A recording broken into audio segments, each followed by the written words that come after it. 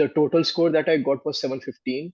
And if I break it down to section-wise score, in quants I got 88, verbal I got 84, and in data insights I got 84.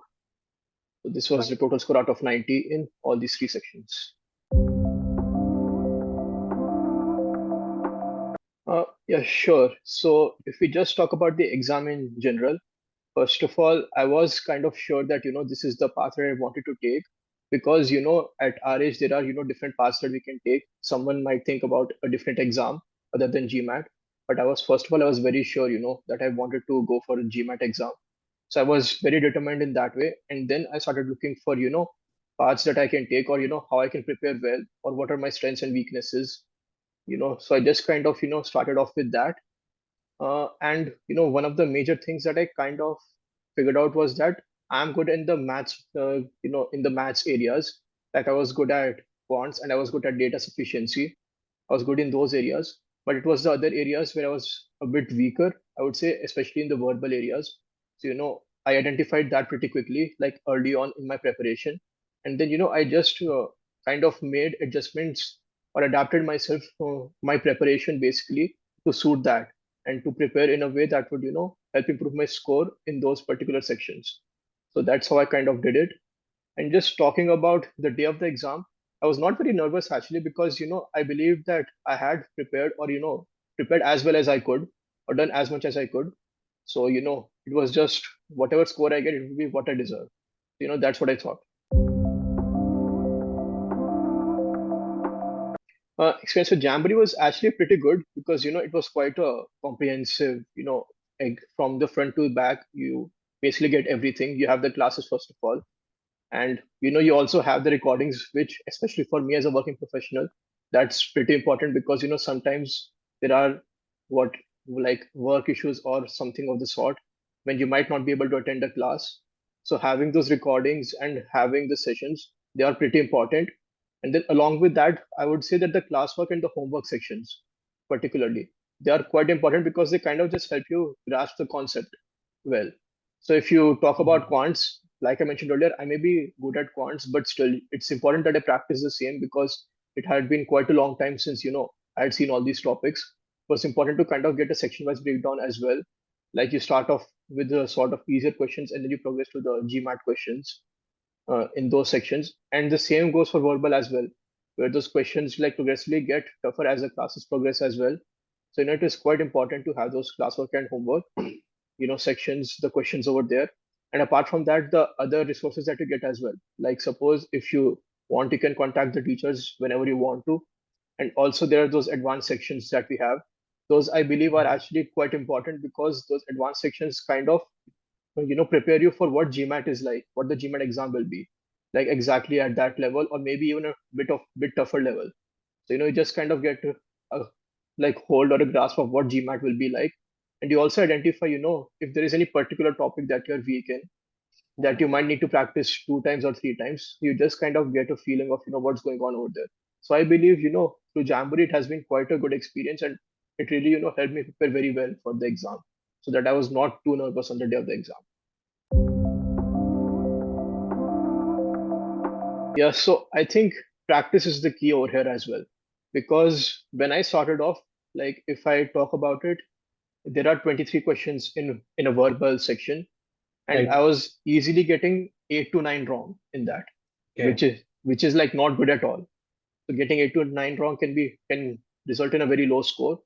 So I think practice is a key over there. First of all, you need to kind of understand, attend the classes, of course, and kind of just know the key points over there because the teachers almost always highlight, if there's a particular phrase or a particular way in which you can understand the phrase somewhere. So this you just kind of understand that from there, and then practice the classwork and the homework sections in verbal. Like I actually made sure to do it at least two times, just so that I could kind of understand what's happening over there.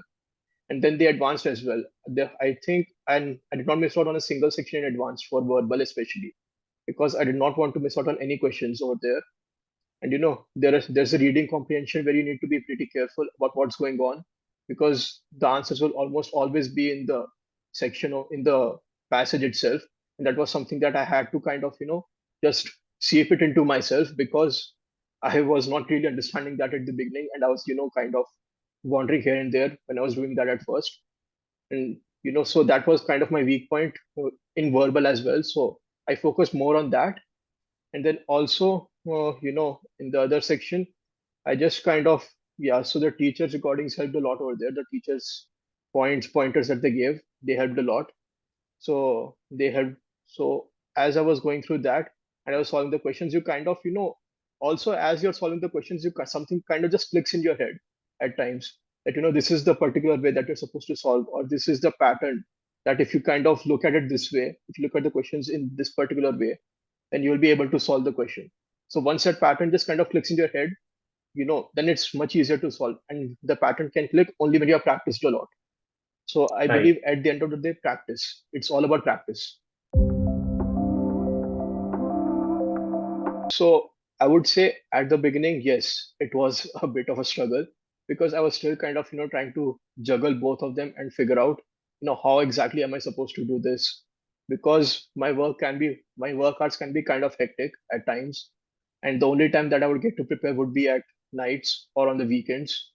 So, it was kind of a struggle. But I think about a month or 2 months before I decided on my GMAT date, I just had to kind of put my foot down and say that, this is the time now. Like I can't escape from this. I have to do this now, and there's no other way around it.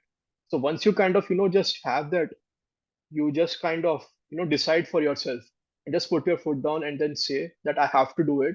Then you just kind of find ways to do it. So, I if needed, I took some leaves from office as well because I had to do that. And other times, I just did it at night. I did it at nights of the office or, on weekends. I just tried to do whatever I could. But it's all about your, determination at the end of the day. Because I mean, we all understand that as working professionals, it's not easy. I mean, and also kind of when you're coming back, like suppose you were in college and then you've been working for some time, and to kind of get back into the mode of academics here, it's not easy at all, you know. So Right. there is that struggle over there. But once you have decided for yourself that, yes, I have to do this, then it just kind of happens on it by itself. That's what I believe. So I think one of the first advice that I would give them is that be sure that GMAT is the way to go, first of all. Like just know what are your aims in life, like what is it that you want, where is it that you want to land up. So if GMAT is the way to go, then just be sure that GMAT is the way. And once you've decided that, do whatever it takes, kind of just do to get a good score at the end of the day. So now once you've decided that GMAT is the way, then there's a preparation part, and that's not any something that we can escape as a, and even as a working professional we have to find the time to do it. So if so once kind of just, it's all about determination. I feel at the end of the day, because I mean, Right. even I was struggling at the beginning, but once I was kind of just decided I have to do it, I just found the time to do it basically. Like even if it was like 1 hour or maybe 2 hours, whatever little time I had, I found the time to do it every day basically. And also that's the key. Every day you need to be preparing every day. You can't skip out on days. So that's also the Right. key over there. So I believe that as a working professional, just be sure that this is the path you want to take, and once you have decided, then just continue on this and see it out to the end. I think that's the most important thing, because I feel sometimes people might not want to see it out all the way to the end, or they might get tired somewhere in the middle. Just see it out and make sure to give your all to it. I think that's one of the main things over there. So for me, the reason I chose online classes was basically it was more convenient for me due to my work hours, because I have such irregular work hours, so an offline class would not be suitable to my needs. So that's the reason why I chose an online class. And I believe the recordings and also the few times that I did attend the classes, so both of them were quite helpful for me.